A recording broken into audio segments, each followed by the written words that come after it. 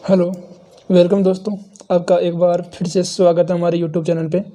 तो आज का हमारा टॉपिक है यूनिट हाइड्रोग्राफ। तो इस टॉपिक को समझने से पहले आपको हमारा लास्ट वीडियो देखना पड़ेगा हाइड्रोग्राफ। ठीक है दोस्तों, चलो इसको शुरू करते हैं हम। तो आज तो यूनिट हाइड्रोग्राफ क्या होता है? बेसिकली एक ये DRH यानी डायरेक्ट रन ऑफ हाइड्रोग्राफी होता है। इसमें क्या होता है कि यहाँ पर जो रेनफॉल अपनी जो होती है, रेनफॉल जो होती है उसकी डेप्थ अपन यहाँ पर 1 सेंटीमीटर कंसिडर करते हैं। ठीक है, और उसके बाद अपन जो DRH को फॉर्मेशन करते हैं उसी को अपन बोलते हैं क्या? Unit hydrograph. तो अगर अपन इसकी डेफिनेशन बोले तो क्या होगा? It is a DRH resulting from 1 unit depth. ठीक है, 1 यूनिट डेप्थ हो गई रेनफॉल की, of rainfall excess occurring uniformly over the basin. अपन ये एज्यूम करते हैं कि जहाँ पर ये जो पूरा जो अपना कैचमेंट एरिया है, जहाँ पर ये बरसात जो हो रही है, रेन हो रही है, ये यूनिफॉर्मली हो रही है। ठीक है, एट यूनिफॉर्म रेट यानी इंटेंसिटी उसकी सेम है for a specified duration of D hours, किसी भी एक डी टाइम के लिए।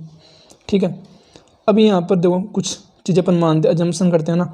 तो जो रेनफॉल एक्सिस या रन ऑफ बोल दो वो 1 सेंटीमीटर है। ठीक है, तो अपने लास्ट वीडियो में पढ़ा था क्या होता है वॉल्यूम ऑफ रन ऑफ क्या होता है, यानी ये एक्स होता था वहाँ पर हाइड्रोग्राफ में, यहाँ पर ये 1 सेंटीमीटर है तो 1 इंटू एरिया ऑफ कैचमेंट। ठीक है, और यहाँ पर अपन रेनफॉल इंटेंसिटी हमने कॉन्स्टेंट मान लिया। अपन कुछ यहाँ पर और अजम्पशन लिखते हैं, उनके बारे में देखते हैं अपन। अगला अपना अजम्पशन है time invariance. The response of A rainfall would be same irrespective of time when it occurs.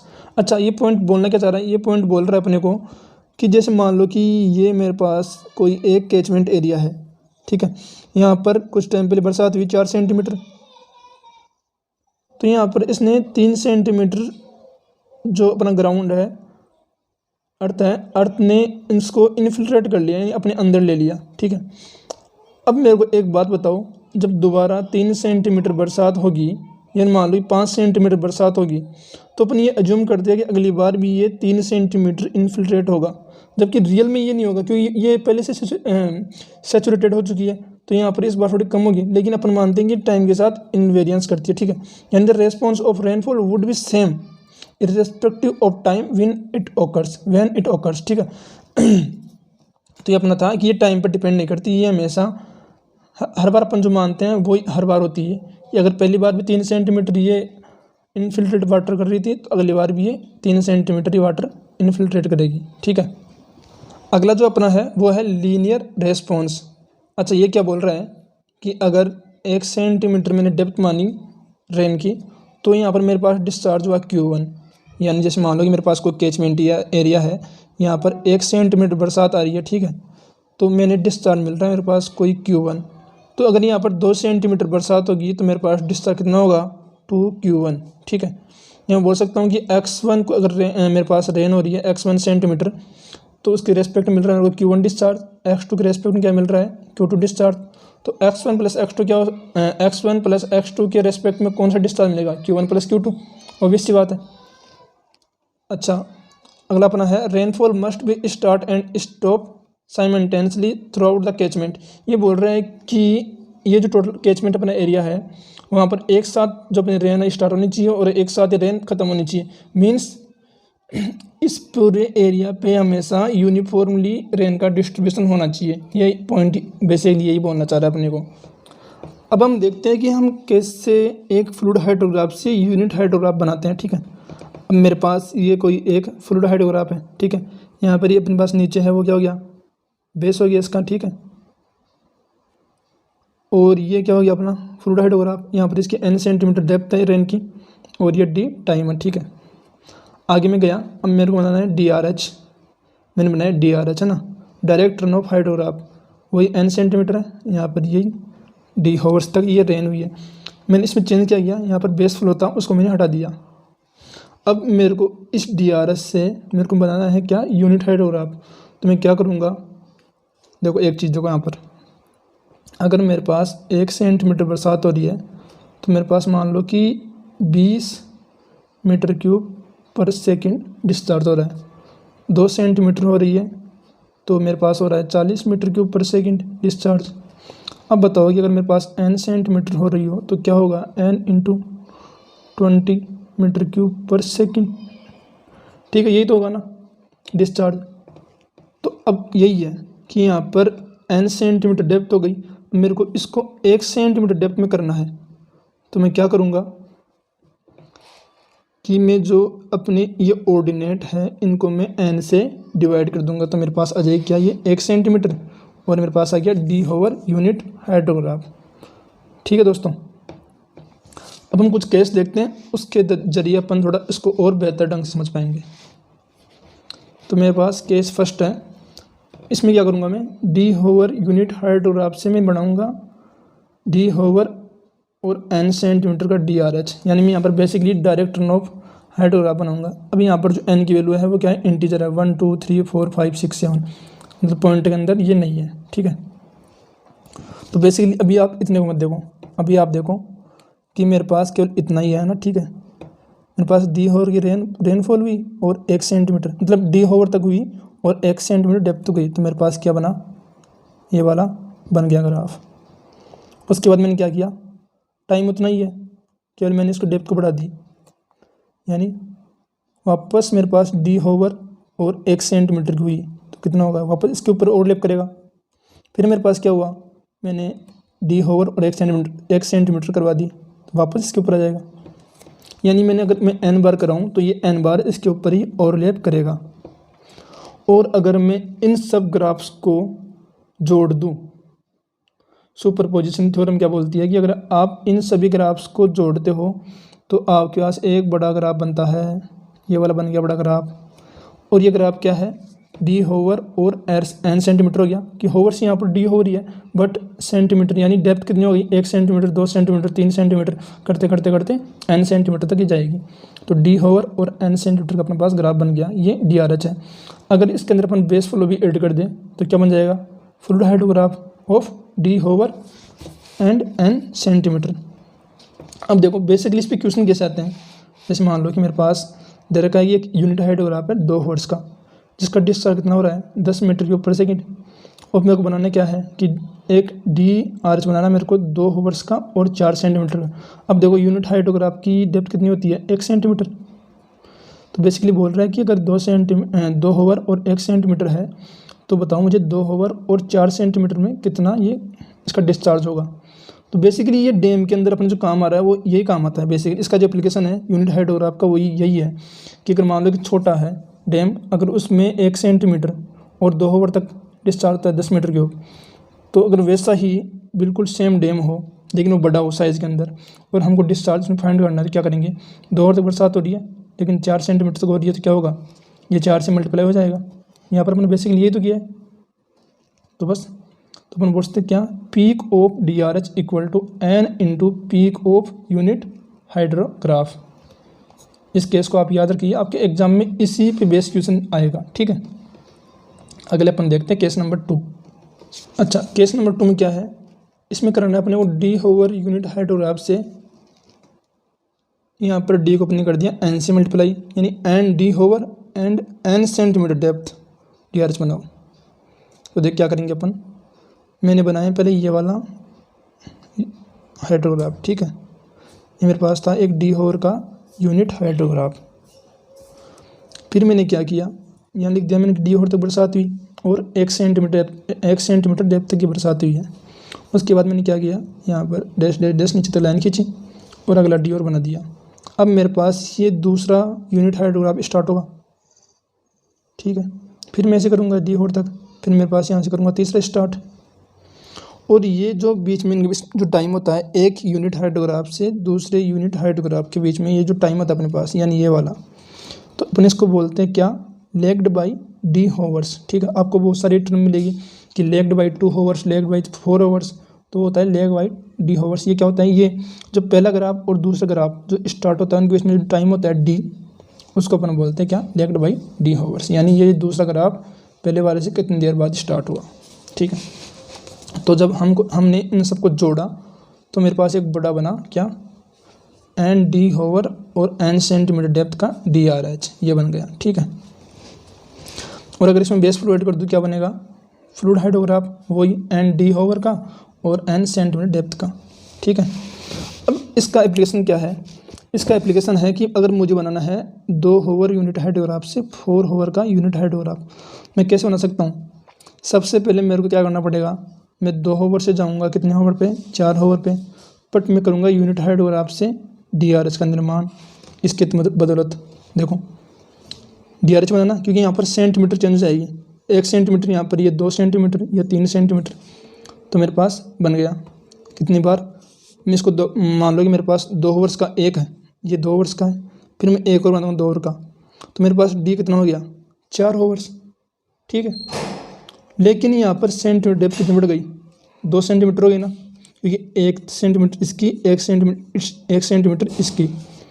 But मेरे को करना क्या है, 4 होवर का यूनिट हाइड्रोग्राफ, यानी 4 होवर और 1 सेंटीमीटर डेप्थ।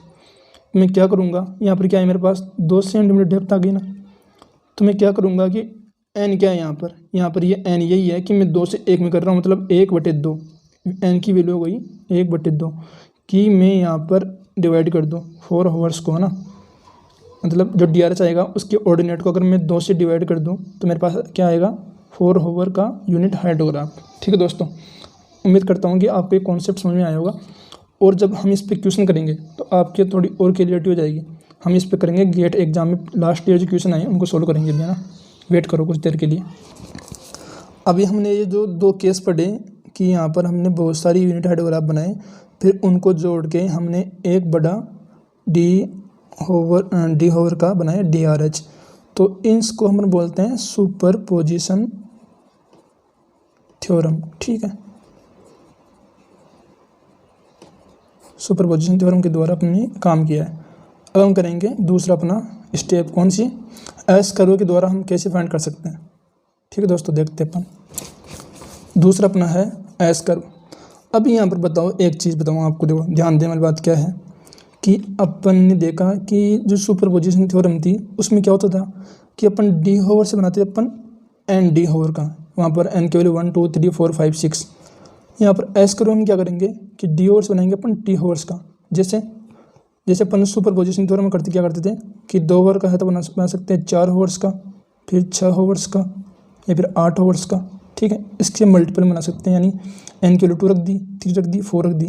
अब यहाँ पर देखो एस कर्व में क्या कर सकते हैं कि अगर अपन को 2 होवर्स का दे रखा है तो अपन 3 होवर्स का बना सकते हैं, अपन 4 होवर्स का बना सकते हैं, अपन 5 होवर्स का बना सकते हैं। ठीक है, जो इसका बेसिक डिफरेंस है वो यही है। तो इसमें कुछ होता क्या है कि ये वापस मैंने डी होवर्स के बाद में स्टार्ट किया, फिर डी होवर्स के बाद में स्टार्ट किया, वही कॉन्सेप्ट है, सिंपल। लेकिन इसका जो रिजल्टेंट अपने को मिलता है जोड़ने के बाद वो क्या मिलता है, कुछ ऐसे बनता है, एस टाइप की आकृति बनती है। ठीक है, इसी कारण इसको एस कर्व बोलते हैं। अब हम इस पे कुछ न्यूमेरिकल करेंगे तो आपको थोड़ा और क्लियरिटी नजर आएगी। देखो हम करते हैं अब गेट के लास्ट ईयर के क्वेश्चन। तो पहला मेरा क्वेश्चन क्या है, the ordinate of 2 hours unit hydrograph for a catchment area given as, ये में दे रखा है, the hydrograph of a 4 hour unit hydrograph for this catchment would be, कि अपने को 2 होवर्स का दे रखा है और 4 होवर्स का पूछ रहा है। तो सिंपल सा मेथड है, देखो कैसे करेंगे। ये अपने को टाइम दे रखा है और ये अपने को ऑर्डिनेट दे रखे हैं यूनिट हाइड्रोग्राफ के। ठीक है, यानी 0 hours, 2 hours, 4 hours, 6 hour, 8 hours, और हाइड्रोग्राफ के ऑर्डिनेट क्या है 0 10 30 20 0।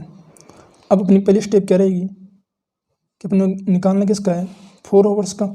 ठीक है, यहाँ पर इधर का है 4 होवर्स का, तो अपन क्या करेंगे, इसको 2 होवर्स से लेग करेंगे। ठीक है, लेग करेंगे तो ये एक स्टेप नीचे जाएगा, शिफ्ट हो जाएगा वैल्यू। उसके बाद अपन क्या करेंगे, दोनों को जोड़ देंगे। ये तो क्या था अपन सुपरपोजिशन थ्योरम में, क्या कि उनको 2 होवर से लेग करना है और बाद में उनको जोड़ देना है। DRH आ गया। ठीक है, अब यहाँ पर देखो DRH तो आ गया, बट ये क्या है अपने पास, ये 2 सेंटीमीटर डेप्थ आया है। ठीक है, क्यों, क्योंकि 1 सेंटीमीटर डेप्थ इसकी होगी और 1 सेंटीमीटर अगर 2 होवर से हमने लेग किया है तो 1 सेंटीमीटर डेप्थ इसकी हो जाएगी। तो कितनी होगी, 2 सेंटीमीटर डेप्थ। बट अपन निकालना क्या है, यूनिट हाइड्रोग्राफ, तो अपन इसको 2 से डिवाइड कर देंगे तो क्या आएगी 1 सेंटीमीटर डेप्थ की, तो ये आ गई, 2 से डिवाइड करने पर ये वैल्यू आ गई। तो आसान सा क्वेश्चन था, हमने इसको सोल्व कर लिया। नेक्स्ट क्वेश्चन देखते हैं जो गेट 2017 में आया हुआ है। क्वेश्चन क्या बोल रहा है, the ordinate of a 2 hours unit hydrograph for a catchment area given as, ये में दे रखा है। ठीक है, अब बोल रहा है the hydrograph for a 4 hour unit hydrograph for this catchment at the time of 3 hours would be. ये बोल रहा है कि 4 hours का बनाओ और ये जो 3 hour है इस पे कितना अपने पास बनने वाला है यूनिट हाइड्रोग्राफ, उसकी वैल्यू बताओ। ठीक है, देखते कैसे होगा। क्वेश्चन क्या बोल रहा है, 0 1 2 3 4 बनाया मैंने और 0 5 12 25 40 बना। अब बोल रहा अपनी पहली स्टेप क्या रहेगी कि 2 hours सेलेक्ट करना है क्योंकि ये 4 hours का हाइड्रोग्राफ है। तो क्या करेंगे, अब देखो यहाँ पर अपने को 2 स्टेप छोड़ देनी पड़ेगी। क्यों, क्योंकि यहाँ पर जो लास्ट क्वेश्चन था उसमें क्या था, 0 बाद में सीधे 2 था, तो हमने एक स्टेप छोड़ी। यहाँ पर 0 है 1 है फिर 2 है। ठीक है, समझ रहे हो बात को, कि वहाँ पर तो 2 hour लेकर करना था तो एक स्टेप में ले हो गया, लेकिन यहाँ पर तो ये इंटरवल 1 1 का है तो हमें यहाँ पर आना पड़ेगा 0 0 5 12। फिर सिंपल सा लॉजिक, क्या इन दोनों को जोड़ दो, इसको और इसको जोड़ेंगे दिया जाएगी। ठीक है, बट यहाँ पर क्या डेप्थ 2 जाएगी, इसकी हमें 1 लानी है तो 2 से डिवाइड कर देंगे तो अपने पास ये वैल्यू आ गई। अब हम इसी सेम क्वेश्चन को करेंगे किससे, एस कर्व से। ठीक है, देखो कैसे होता है, क्वेश्चन वही है। ठीक है, इसको देखो कैसे सोल्व कर रहे हैं एस कर्व से। ये मैंने इसको टाइम लिख दिया 0 1 2 3 4। ठीक है, ये लिख दिया मैंने 2 hours के यूनिट हाइड्रोग्राफ के ऑर्डिनेट। अब यहाँ पर ट्विस्ट क्या आ रहा है, देखो कि 2 hours से अपने को लेक करना है तो अपन यहाँ पर इसके 2 के बनाएंगे, क्या पेयर बनाएंगे, पेयर से। तो मैंने लिखा S curve ordinate at S A, तो क्या होगा 0 और 5। ठीक है, ये इधर शिफ्ट होगा। ठीक है, क्योंकि 2 hours लेक कर रहा है तो इधर शिफ्ट होगा। अगर मान लो कि यहाँ पर 3 hour होता, अगर अपन को मान लो यहाँ पर 2 hour का दर का है, अगर ये 3 hour का दर का होता और फिर पूछता अपने से 4 hour का, तो अपन क्या करते हैं, यहाँ पर अपन 3 के पेयर बनाते हैं और यहाँ पर अपन 3 खाली स्थान छोड़ते हैं। ठीक है, 3 जगह अपन खाली छोड़ते हैं और नीचे स्टार्ट करते हैं। अब क्या किया मैंने, 0 5 2 स्थान लिखा, फिर ये 0 5 यहाँ पर आ गया। ठीक है, 2 स्थान छोड़ के, और फिर इसमें ये वैल्यू ऐड कर दी, ये यहाँ पर आ गया। फिर मैं वापस इनको यहाँ पर लिखूँगा। ठीक है, ऐसे चलता रहेगा और ये चलता रहेगा। अब बोल रहा क्या है, ये 4 hours का निकालना अपने को, 2 hours का दे रखा है तो 2 छोड़ दिया। 4 hours का निकालना है तो क्या करेंगे अपन, 4 छोड़ेंगे, 1 2 3 4 छोड़ दिया। और अब करेंगे यहाँ से स्टार्ट 0 से। अब एक चीज़ ध्यान रखनी क्या है इसके अंदर, कि सर 4 hours का निकालना तब अपन ये वाली वैल्यू पुट करेंगे या फिर ये वाली वैल्यू पुट करेंगे। तो देखो ये वाली वैल्यू अपन पुट करने वाले हैं यहाँ पर, देखा ध्यान देना।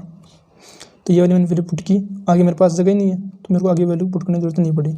अब मैं क्या करूँगा, यहाँ पर मेरे को 4 hours का DRS निकालना है तो 0 माइनस कुछ नहीं है तो 0, 5 माइनस कुछ नहीं है 5, 12 माइनस कुछ नहीं है 12, 13 माइनस कुछ नहीं है 30, 53 माइनस 0 53। और वो यहाँ पर प्रोसीजर वो सेम रहेगा, कौन सा वाला, कि 2 hours का दे रखा है, 4 hours का पूछ रहा है तो 4 डिवाइड बाई 2, यह हो गया 2, तो 2 से मैंने डिवाइड कर दिया। अब देखो यहाँ पर ट्विस्ट कब आता कि अपने को 2 hours का दे रखा है और 3 hours का पूछता। ठीक है, तो अपन क्या करते हैं बताओ, 5 सेकंड दे रहा हूँ आपको, सोच लो एक बार। तो चलो देखो मैं क्या करता, अगर ये 2 hours का देख के 3 hour का पूछता तो ये यहाँ पर स्टेप सेम होती, ये वाली स्टेप सेम होती। यहाँ पर क्या करता मैं 1 2 3 ही छोड़ता। ठीक है, यहाँ पर 0 लिखता, यहाँ पे मैंने 5 लिखता। ठीक है, ये वाली 5 लिखता यहाँ पर, फिर मैं दोनों को ऐसे माइनस एस भी कर लेता। ठीक है, बट यहाँ पर मैं क्या करता, S A minus S B upon 3/2, तो 2 पर चला जाता तो 2/3 S A minus S B होता। ठीक है, ऐसा होता।